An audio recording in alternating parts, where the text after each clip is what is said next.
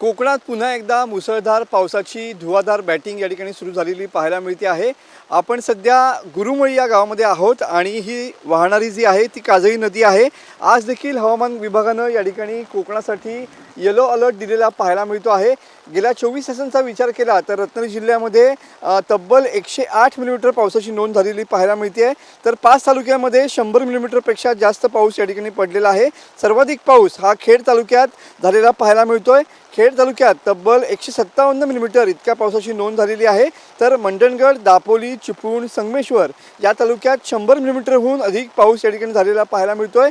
आज देखील पावसाचा या ठिकाणी येलो अलर्ट असणार आहे।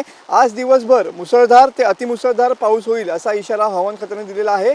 रात्रीपासूनच या ठिकाणी पावसाची धुवाधार बॅटिंग या ठिकाणी सुरू असलेली पाहायला मिळते आहे।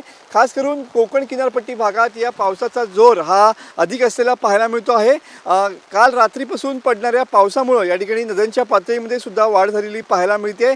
जगबुडी, अर्जुना, वाशिष्ठी त्याचप्रमाणे काजळी या नद्यांच्या पातळीमध्ये या ठिकाणी वाढ झालेली आहे।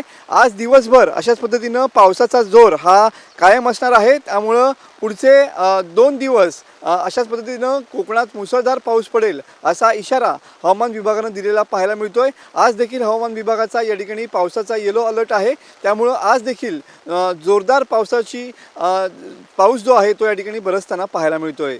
कॅमेरामन समित गजनेसह मनोज लेले, TV9 मराठी, रत्नागिरी।